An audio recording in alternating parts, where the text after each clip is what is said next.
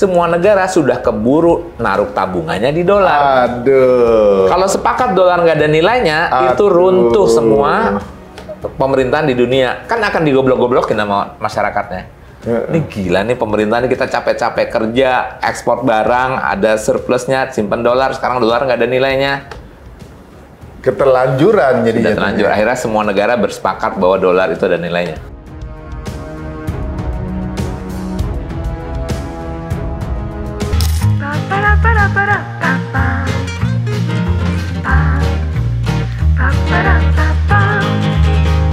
Kamu kan nggak mau bertransaksi, kamu karena nggak yakin sama franc masih ada emasnya atau enggak. Kemudian Jerman juga demikian, nggak yakin sama liranya Italia masih ada emasnya. Sekarang gini aja deh, bagaimana kalau kita sepakat ada mata uang yang saya guaranteed ada emasnya, tinggal kita sepakati ini yang jadi nilai tukarnya. Gitu caranya. Pinter itu. Jadi udahlah, Anda pasti nggak percaya yakin satu. Udahlah, kita pakai satu mata uang yang pada saat Anda bertransaksi, saya jamin ini ada uangnya, ada emasnya. Nah, waktu itu Inggris ingin sebagai pemenang perang, ingin menjadi, gunakanlah pound sterling untuk alat transaksi di Eropa ini, gitu kan, atau sekian negara lah, berapa nih jumlah negara yang pokoknya terlibat dalam Perang Dunia Kedua, 27 atau siapa lupa. Nah, oke, Amerika nantang, oke boleh. Itali berapa kebutuhan Anda transaksi luar negerinya? Sekian. Perancis sekian, ini sekian. Nah, sekarang Anda kan ingin berniat jadi settlement-nya. Punya nggak kamu uang segitu banyak? Nggak punya. Nggak punya. Dan waktu itu Amerika bisa buktikan kepada mereka bahwa 70% cadangan emas dunia ada di Federal Reserve. Itu kan hasil ngumpulin yang tadi terus. Wih, mereka tuh mau masang konsepnya udah track panjang ya? Iya, jadi pada saat itu akhirnya nggak ada pilihan. Nggak ada pilihan. Nah, itulah kemudian mereka sepakat untuk menandatangani yang namanya Bretton Woods Agreement. Yaitu, ini yang akhirnya menarik nih. Apa nih isinya Bretton Woods Agreement? Satu, dampaknya semua transaksi luar negeri harus di dalam quotation US dollar. Jadi kita bisa bayangin, misalkan Indonesia mau beli bukan sawit lah. Indonesia mau beli minyak dari Malaysia, Malaysia mau beli sawit Indonesia. Harusnya kan simpelnya kan ringgit lawan rupiah kan? Nggak boleh. Sekarang harus pakai dolar. Sebenarnya sampai sekarang juga masih berlaku karena Bretton Woods inilah yang kemudian menjadi cikal bakal 3 entitas dunia. IMF, WTO, dan World Bank. Oh gitu. Sebenarnya belum lama-lama banget ya berarti ya? Belum lama banget. Dan di dalam perjanjian WTO, yang ini yang menarik tuh, mereka memasukkan pasal bahwa dilarang transaksi perdagangan internasional menggunakan emas. Kalau dilakukan? Ya menyalahi kesepakatan semua, dan dampaknya ya balik lagi. Amerika berkali-kali pernah ngasih hukuman lah ya, hukuman ke Iran, embargo, ya kayak gitu-gitulah. Jadi kayak polisi dunia, karena dia sebagai pemegang kunci akan perekonomian jatuhnya ya. Ini ya kalau masih bandel juga di Irak kan, di Saddam Hussein kan. Jadi bisa, ya itulah. Udah mulai kebuka teman-teman, kenapa negara-negara ini takut untuk bela Palestina ya. Jadi punya kunciannya itu ya begini ini gitu ya. Karena punya emas. Jadi mereka juga punya hak untuk nyetak uang, juga nggak ada yang tahu dong. Nggak ada yang tahu. Jumlahnya berapa? Karena cadangan emas yang tahu mereka sendiri kan? Mereka sendiri. Ya, siapa yang mau buktiin emas itu ada gitu ya? Nah, tapi nanti dahsyatnya itu di tahun 1971 itu lebih gila lagi. Kenapa tuh? Nanti kita sampai gitu ya. Jadi intinya adalah setelah Bretton Woods inilah semua negara membutuhkan US dollar buat bisa hidup.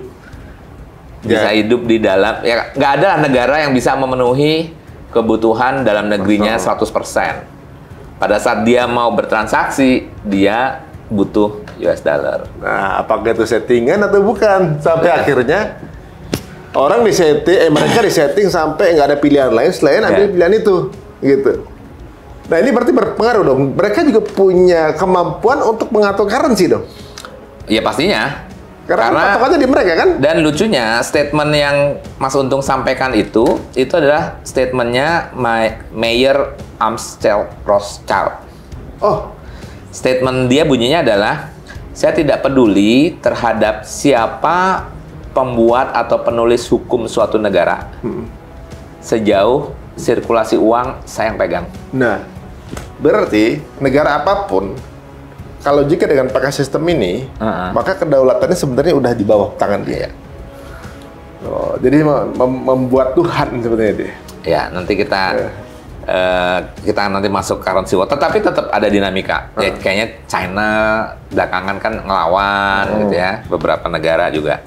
Ya termasuk nanti Libya kita singgung sedikit. Oh iya, boleh, gitu ya. Menarik juga. Baik, jadi intinya adalah dolar menjadi komoditi, seluruh negara membutuhkan dolar. Dolar menjadi basis penyimpan reserve negara-negara di seluruh dunia.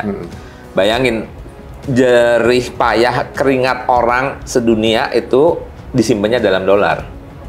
Dikumpulin di Amerika situ. Dikumpulin di negaranya, tapi pada saat dolar kan dia butuh dapetinnya kan bisa dari menjual barangnya. Contoh nih, misalkan supaya untuk mendapatkan dolar, Indonesia harus jual minyaknya. Nah, ketemu HPP-nya kan, misalkan harga pokoknya, kemudian harga pasar dapat untung kan, untungnya disimpannya di dolar. Sudahlah dia harus jual hasil buminya, kemudian surplusnya pun juga disimpannya di dolar. Sementara dia sana dapetinnya dengan cetak aja kan. Iya. Kalau yang lain ya harus punya reserve kan. Nah, ini yang menariknya berikutnya. Jadi, kapan itu berakhir? End of Bretton Woods. Itu tahun 1971. Nanti teman-teman bisa lihat. Jadi awalnya, Bretton Woods itu mempek nilai tukar, misalkan pound sterling, Jerman, kemudian lira Itali, yen Jepang, semuanya di-pack ke dalam dolar, dan dolarnya di-pack ke emas. Itu desain pertama. Semua negara nggak ada yang protes gitu ya, karena dolar dibuktikan oleh Amerika pada waktu itu, silakan. Kalau Anda nggak yakin, datang aja di sini. Itu pun juga sempat dibuktikan. Oleh penasarannya, tadi di video yang di depan kan ada potongannya Charles de Gaulle itu. Ya. Nah, Charles de Gaulle itu, dia di tahun 1965 itu merasa ada yang salah sama desain ini. Kalian ini yakin nggak itu kalau dolar ada emasnya, di-pack sama emasnya? Iya, nggak ada dashboard. Nah, sehingga pada tahun itu 1965 Charles de Gaulle memerintahkan tarik semua dolar yang beredar di Prancis, masukkan ke dalam kapal perang. Kapal perang itu dikirim ke Amerika untuk ditukar gram emas. Ya, pada saat itu dibuktikan oleh Amerika, dikasih gram emasnya. Tapi setelah itu Charles de Gaulle di-impeach oleh parlemen karena korupsi. Setahun kemudian dia meninggal di penjara. Padahal Charles de Gaulle ini pahlawan besar untuk bangsa Prancis. Bahkan namanya dia bandingkan sebagai airport terbesar. Betul. Airport utamanya Prancis itu Charles de Gaulle, Etoile. Waduh, ternyata beliau juga kena fitnah. Justru karena beliau memiliki visi, ada pandangan yang berbeda. Jangan-jangan kita ditipu nih. Jangan-jangan selama ini kita ditipu gitu kan. Nah, artinya menunjukkan bahwa sekelas Perancis saja kalau macam-macam ya selesai habis. Gitu kan. Jangan-jangan bukan cuma dia. Pasti kan sekelas pemimpin negara kan orang-orang yang punya visi ya. Saya rasa bukan cuma dia yang merasa ini ada kejanggalan. Ya, bahkan Presiden Amerikanya sendiri. Oh gitu? Iya. Gimana coba nih? Makin menarik nih. Nah, ini ceritanya tadi nih, di tahun 1971-nya, ini nunjukin ya, bahwa di dalam grafik ini gitu ya, itu pasca Bretton Woods itu stabil. Artinya memang dolar yang diterbitkan itu menyesuaikan dengan stok emas yang ada di Federal Reserve.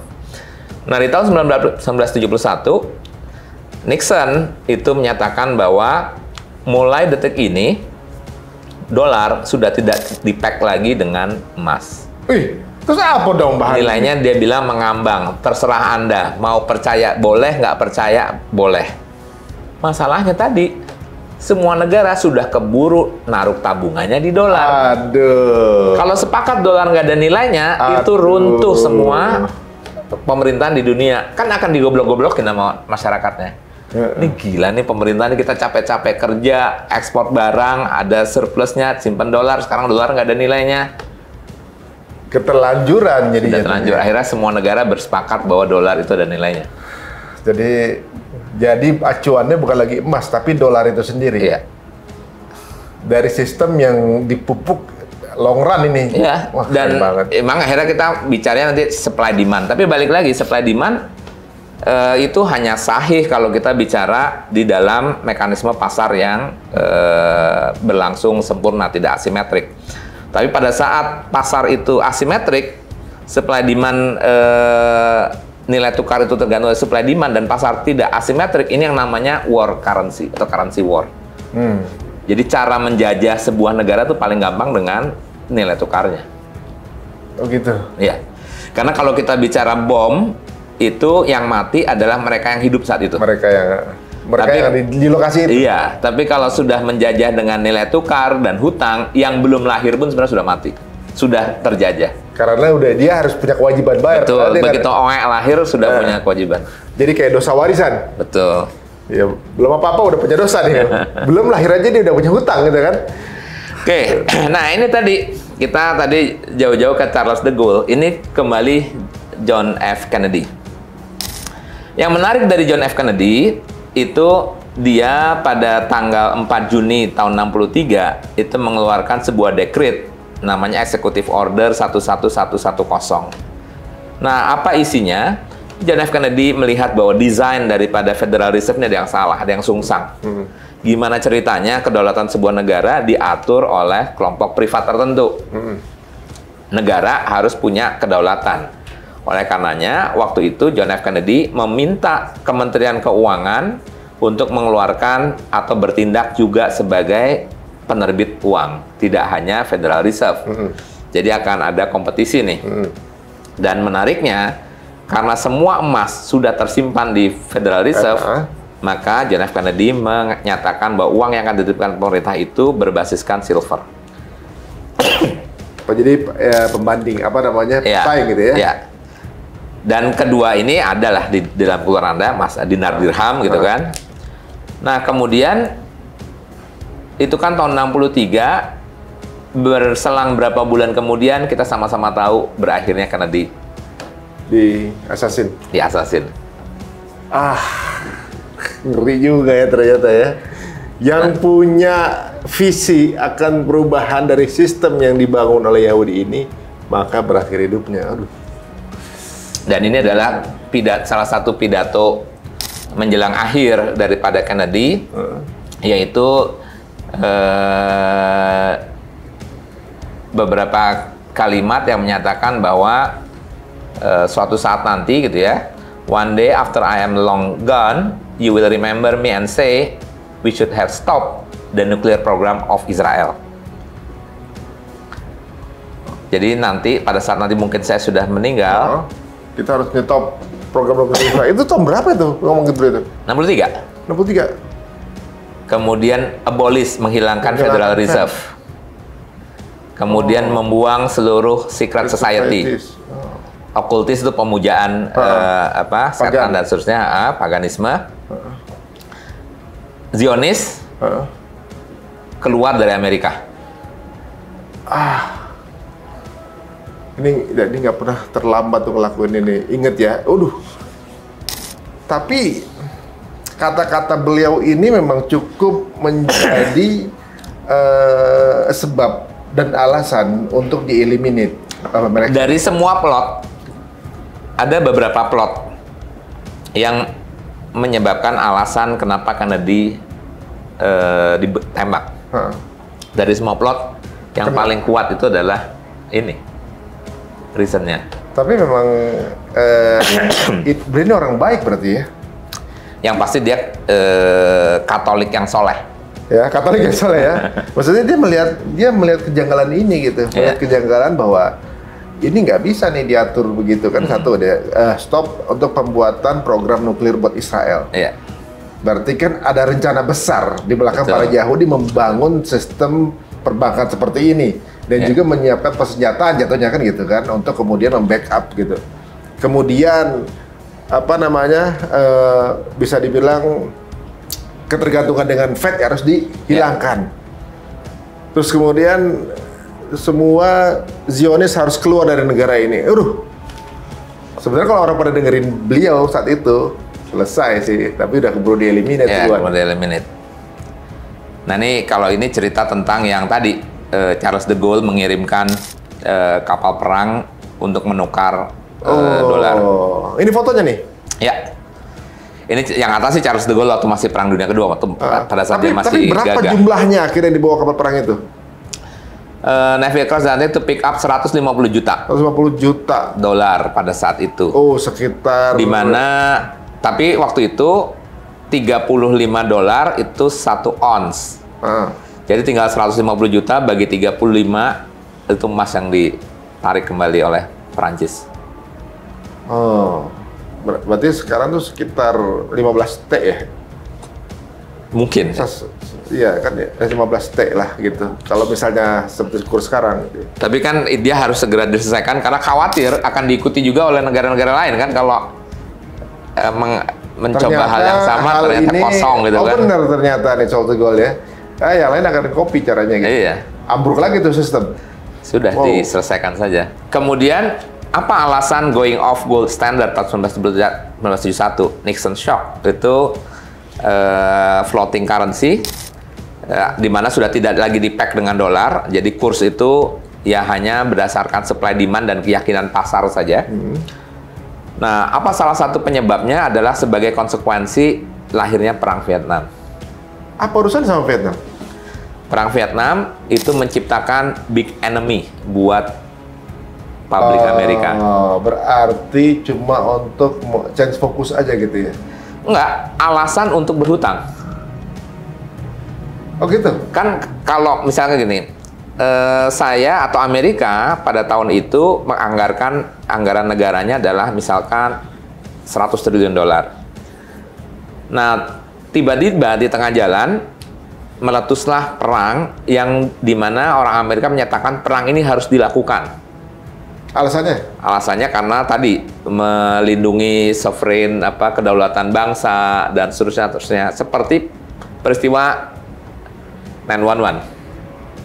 Masalahnya kan Vietnam tuh jauh banget gitu dari sana tuh. Alasan logisnya apa itu? Itu yang bisa-bisanya dia. Dia waktu itu kan sedang perang dingin. Pokoknya komunisme itu adalah musuh. Ya, mereka memang mereka dimanapun musuh. Ya, dimanapun. Kembali lagi tesis antitesis. Meskipun nanti kalau kapan kita akan cerita siapa itu Lenin, siapa itu Karl Marx, ya Yahudi juga. Iya, waduh. Wah, nih ternyata kemana-mana ya teman-teman semuanya. Jadi ternyata bahwa perang Vietnam ada hubungannya sama. Iya, tesis antitesis selalu mereka mainkan. Sehingga rakyat Amerika atau parlemen pada saat itu mengizinkan negara itu untuk menambah anggaran yang sebelumnya tidak dilakukan. Over budget. Karena over budget dia harus berutang. Berutangnya ke siapa? The Fed. Biar ada ketergantungan. Iya, karena kan dia lembaga terpisah. Jadi setiap defisit Amerika itu akan berujung pada ngutang. Nah, tinggal yang disebutkannya nanti adalah itu baru Amerikanya. Nanti negara-negara lain pun juga akan dibuat defisit. Yang tadinya tidak dibudgetkan terpaksa harus keluar budget, beli vaksin misalkan. Iya. Nah, tinggal maksudnya berarti mereka siapkan lembaga-lembaga donornya atau lembaga-lembaga peminjamnya, ujungnya nanti larinya juga ke The Fed lagi. Jadi cukup diciptakan masalahnya agar bisa ngutang. Iya. Gitu kan. Jadi hutang itu adalah senjata kolonialisme atau imperialisme yang baru.